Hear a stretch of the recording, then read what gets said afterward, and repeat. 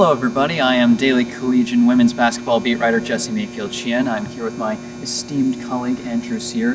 We are here on the floor of the Mullins Center where the Minutewomen just suffered another tough loss to George Washington. In spite of the bit of a turnout here for Field Trip Day. It was nice to see that, but tough to see another loss. So Andrew, give us some of your thoughts on this game.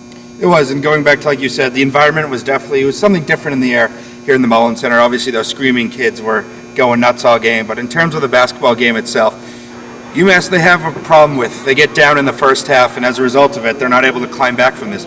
Like we saw, they outscored George Washington in the second half. They looked really impressive, especially down the stretch. They were making open shots. Amber Dillon, who in my opinion had her best game of the season, really just opened up the floor offensively. But if UMass can get that going early in the first half, I think you have a different team than what they showed here today. Absolutely, and even if they can just hold off their opponents and not let them score, what was it, George Washington scored 50 points in the first 51 half? to 30 at half. 51 to 30, thank you. So if they can, just hold their opponents from scoring a ton of points in the first half and just keep it level in any way, then I think, like you said, maybe they can have a chance to have a strong second half. They've shown that they can do that in games like the one against Rutgers and in this one. They've shown they can perform in the second half if they just keep it together in the first half. And really, I think that's a big factor, as well as another big factor in this game, obviously, the rebounding. That was another tough game on the boards for the Minutewomen. They got out-rebounded, I believe, 60 to 35. 60 to 35. And 26 second chance points for the Colonials. It was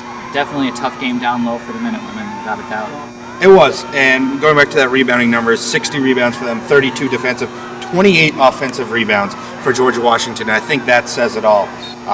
They couldn't box out Jones. He had a career-high 17 rebounds for the Colonials to go along with 20 points. So she was, huge inside. But going to UMass, Kim Pierre-Louis fouled out. She's arguably their best rebounder.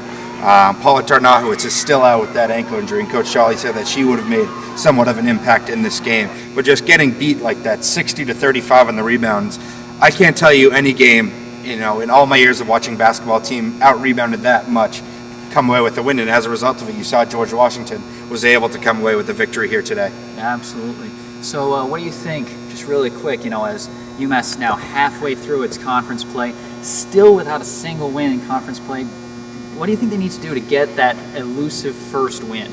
Well, I think it all comes down to the start of the game. It seems like almost every game they're coming from a huge deficit that they can't climb back out of. Because like you saw towards the end of the second half, they have the ability to keep up with teams in this conference if they play like that all the time. But they just get off to a lackadaisical start. And I thought the emergence of Amber Dillon today can really help this team. Obviously, like Coach Dolly said in her post-game interview, she thought that once Noel Henry has gone down with the flu earlier in the year, she just hasn't been herself. She's not fully healthy. Both of us have noticed that. And I believe Coach Dolly has noticed that too. It's forced Rashida Timbilla to move to the point guard where she necessarily isn't her most comfortable. And what we saw her towards the end of the game, she was inside, underneath the basket. She was getting rebounds. She was able to get put back looks. So if Amber Dillon can really emerge as that player that Coach Jolly envisions her, especially when she's going up and down the floor, she's by far the fastest player on this team. I've seen her run drills through practice. She's just bouncing off. She runs up and down, full speed all the time. So if she can just create open looks for whether it's Emily Mattal or Jasmine Harris on the wing, I think that she's going to be a huge player going forward for this Minutewoman team. Absolutely.